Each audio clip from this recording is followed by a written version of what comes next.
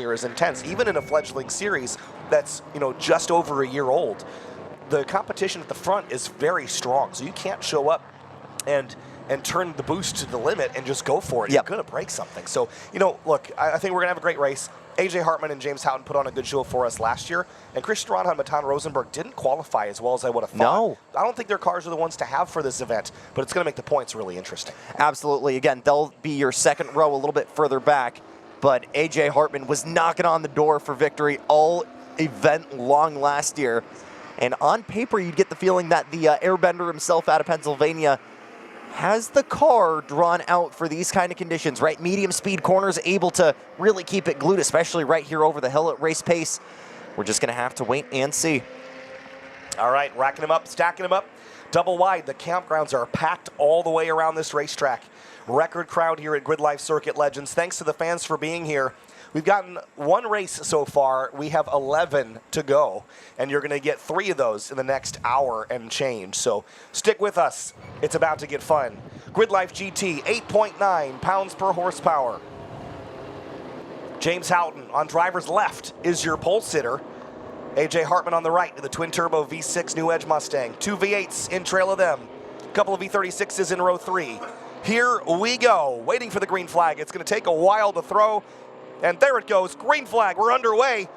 And a nice launch. AJ Hartman getting the push from Matan Rosenberg in behind. Look at Arana going up top, and there's DeLucia. That's the start we were expecting. Arana trying to make it stick around the outside. Just has to be so careful walking the tightrope up near the marbles. And that's exactly what James Houghton wanted. AJ was forced to go defensive there and fend off from that hard-charging, banana-colored C5 a little bit further back, and he'll hold the lead. Wow, that was a nice start from Matan, but it just couldn't go anywhere with it. I don't think AJ wanted to sail off into turn 1 and accidentally tag into the side of Houghton. So the TCR takes the lead for now. Entering the uphill for the first time, James a little offline there, but AJ's car can make plenty of downforce. But remember that downforce cars need air on the bodywork and on the wings to work, and he's chasing a car right now that creates a bunch of wake. Exactly. So when you look at the way AJ designed this car, is it more of a time attack kind of oriented build where you're kind of hoping to have as much clean air over the nose as possible? Oh, look at this a little bit further back. Yeah, down into turn 1, Arana had to go defensive in the yellow Corvette. Here comes Matan on the wrong side of the track, though. The left side, it's hard to hang on. He's going to throttle up through Big Bend. If he's able to make it stick, he can parry it and turn that into the inside. He's nearly off into the sand coming out of turn number 2, but he still technically has that advantage down low. But now on the high line where there's rubber up on the outside, Christian's able to really lean on the rubber there and hold on to that position. They've battled, but you can see already just how expensive that is and how much they've already doubled up here, first and second and third and fourth. Yeah, and the 2 leaders have begun to drive away now. Houghton and Hartman, 3/10 between them. And then it's about 5 car lengths back to the yellow Corvette, the championship leader in Christian Ronha. And oh, man. Christian drops a tire at the exit of 6, and everyone holds their breath. Second time he's done that. It was notably a little bit less for lap number 1, but Christian's been testing the natural limits at the top of the hill there. And now he's got a very good reason to, with eyes starting to get red for Matan a little bit further back there. But very quickly, you can see these 4 very quickly start to kind of bunch back up together. DeLucia not too far back either. No, this isn't a racetrack I'd expect DeLucia's car to be very strong at. It's really a straight line car. There's a lot of turning here. But onto the Paul Newman straight, here's a look at the weekend points as they run. James Houghton currently leading would be 25 points, plus the 3 from qualifying, puts him ahead of AJ Hartman by 5. Then Arana 3rd and Rosenberg 4th. That'd be a 3-point gain for Arana in the season title championship. I do need to mention, I think AJ does have that advantage at the top of the hill, if only because James's drive wheels are getting a little bit more unloaded than everybody else right now. And already the way that car was set up aerodynamically, that could be the case. Matan looking for a move a little bit further back. This could be a carbon copy a little bit further back, as it looks like they're still going at it. Yes, they are. Yeah, and here comes Arana through Big Bend, just defending. It's very difficult for Matan to find a way around here. And he was here last year running in the Eibach GLTC series, same car, different tune. And it was a struggle for him last season. And the car didn't really seem to like this place all that much, and I just think he's going to struggle to find an advantage. Talked with him at the start of the season about how drastic that change actually was from TC to GT, and he said, yeah, it's the same chassis, but what it took for me to get that extra power and, you know, to really be competitive in this class, it's not the same car. I had to throw on so much extra aero. The tuning was very, very drastic. And, you know, the cockpit is the same, and I know where the switches are. I can turn this car on blindfolded, but it is a very different beast out on track. That took a little bit of adaptation, especially when I'm getting my season started in SRO. I'm driving a Hyundai full-time. I couldn't be really driving two more different cars from a driving philosophy. Yeah, very different with that front drive, turbocharged power. You know, you're clicking gears on paddles rather than rowing them yourself. Yep. Although I think now Matan's got a sequential It's a dog box, I think, yeah. In this car now. But there's Steve Cairo in the 350Z. Seen him a couple times in the past, but good to always have him try and GLGT out in the Nissan 350. Big slide. Ooh. Struggling with the rear end right now. Just saw Bassett out as well as Cairo, I believe we saw at Road Atlanta as well as GingerMan. I think he's done most of the year, but yeah, I mean, you see a lot of work done to the nose of that car. Yep. With the front air dam and things to try to smooth it out. And ahead of him is Bob Kaiser, who's new this weekend in that Ford Boss 302 Mustang. Hey, check this out. Look at the timing and scoring. Aranja is the quickest car on the racetrack right now. Purple swipe. And there's Kaiser. Look at that car, that Mustang, burbling down the front straightaway. This is where that advantage is going to be, right? Able to have gravity as an assistant, really scrunch up that back left of the car and fire out of the final corner. Give himself a little bit of an advantage here over Cairo and company. But this is where things start to get difficult, and that solid rear axle really starts to bite you back, especially when you need to constantly rotate the car. You have a solid rear axle. It's not wanting to really turn. It's fighting that rotation through 1 and 2. Yeah, it's definitely a bit unwieldy around a place like this. But here's Sean Bassett, another 350Z. This one looks a lot different, very different bodywork treatment and aero treatment to it.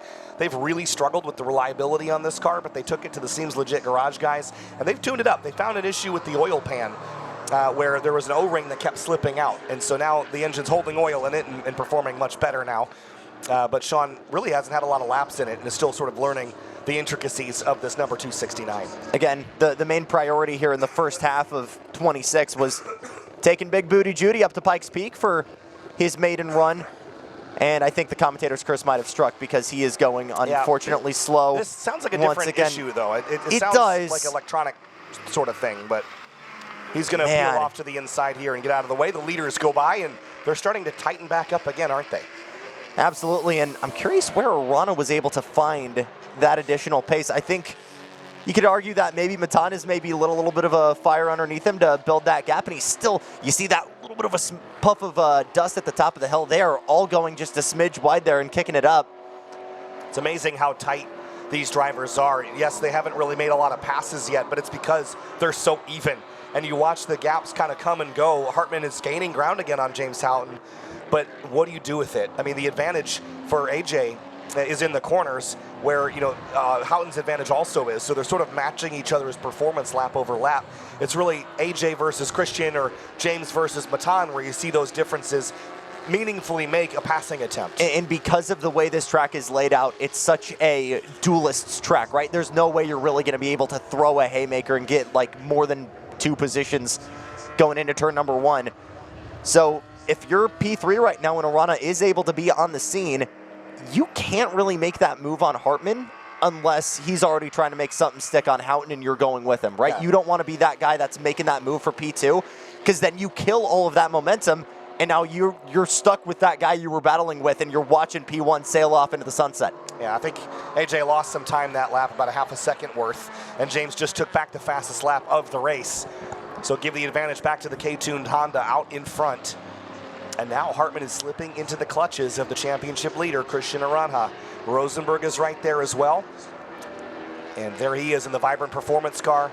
Christian in the yellow and black Corvette. And here's Bob Kaiser. Ooh. And Steve Cairo getting after it for P7. Splitter was sparking coming down the hill. Saw that with Ben Thorne's Civic as well there in the final heat for track battle, which is not something I knew cars could do like right here on this part of the racetrack. But with how low Steve's got that 350 set up, And remember that Steve Cairo's car is not what it seems at first glance. There is a 6.2-liter V8 LS3 under the hood of that 350. So this is, while it looks like Ford versus Nissan, it's really Ford versus Chevrolet right now. Oh, looks like a little bit of a move as well, as Arana continues to try and make that move stick and defend from Rosenberg. Yeah, turn one. There they go. Rosenberg completes the pass this time, sneaks around the outside of Arana and grabs it, and that's critical. Any points that Matan can steal back are going to be big for the championship heading into Laguna Seca. Absolutely, and again, going into Watkins Glen, we thought Matan was really trying to wrap it up and give himself that final cushion he really needed to make it almost impossible to have anyone steal it from him going into the final 2 rounds of the season. And it was 1, Alan Patton coming back for a one-off entry at the Glen, but 2, rare mechanical issues, which first time we've seen Matan really struggle with that since Road America last year. And I think it was just a serpentine belt in race number 3, but regardless, Matan would tell you driver skill would be the main issue that weekend, but you know, it's always good to see, because we thought on paper it would be a 2-car runaway with Arana and Matan, but now you have the guy in front.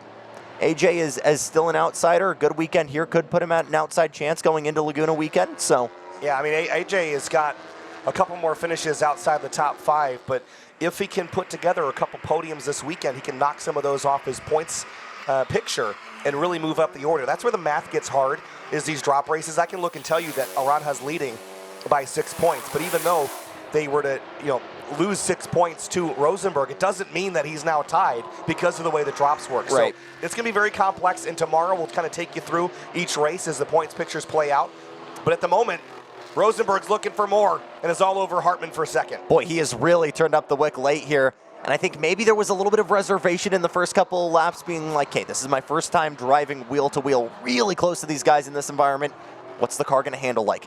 And now I feel like he's got a deep understanding of what this car needs and what that red, silver, and black C5's limit of grip really is. He's ready to put the pressure on Hartman. Only issue is Arana's right back there hoping to do the exact same to him. And James Houghton is just hoping to check out and drive to the next zip code, head back over to New York State, because he's already on his way home to Ontario, looks like. Look how far he is up the road while these 3 fight. Rick is going to be pleased to see that FF package, that factory-based package, is that level of competitive here. I'm honestly surprised, just because, again, right here you'd feel like you'd want to have all of that power, all of that weight on the drive wheel. And regardless, maybe it's a little bit because these guys keep battling. You're seeing AJ go a little bit offline now to try and defend from Rosenberg.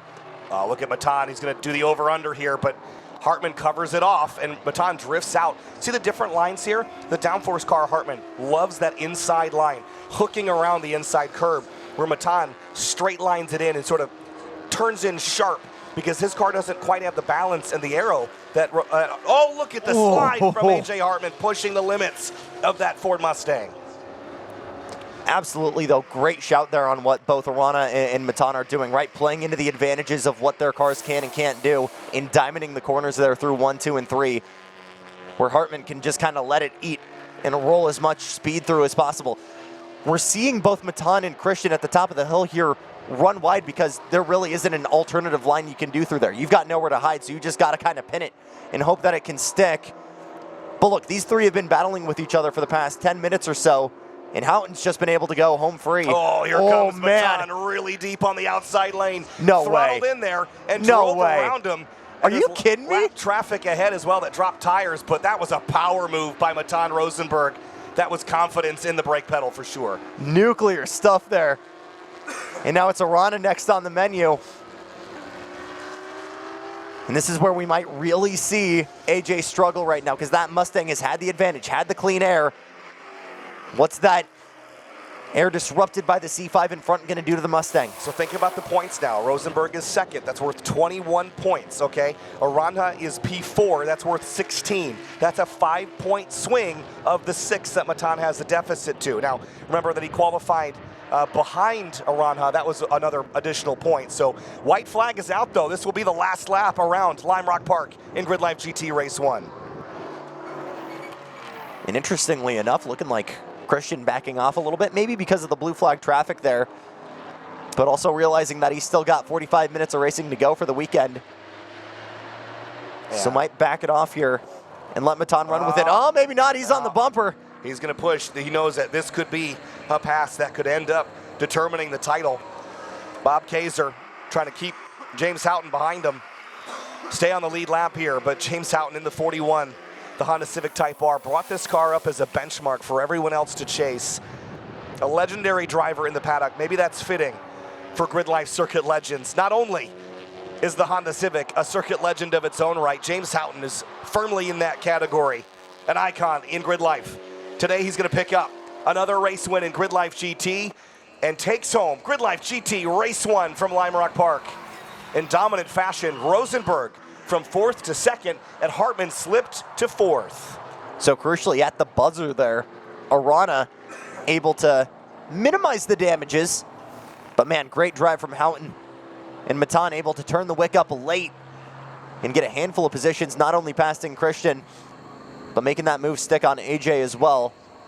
And Hartman, who came in as a favorite, going to have to go back to the tent, see what he can do for race 2. There's a look at your race results here for GridLife GT Race 1. James Houghton atop the board, 15 laps. We got a lot done in that race. Matan Rosenberg in 2nd, and then, as you mentioned, Christian Arana reducing the damage to his championship lead by finishing right behind Matan. So that was a critical pass that he made on AJ Hartman. DeLucia 4th, Peter Agapoglou 6th rather, then Bob Kaiser, Steve Cairo, and Sean Bassett. But what a race we had up at the front there. That was fun. And let's have a look at the highlights from this race. There was quite a bit of battling up at the front, and that dramatic pass from Matan Rosenberg, that one probably steals my heart the most. Just a huge commitment. Look at the crowd. They are going to be treated to some fun tonight with the Sun Kang Drifter movie preview and the Q&A that'll happen this evening. Of course, the arcade kicks up this evening. We'll have karaoke tomorrow night as well. Okay.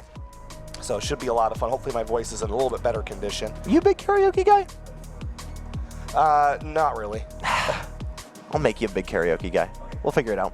All right, let's step away. We'll be back with IBOC GridLife Touring Cup Race 1. It'll be right after this break.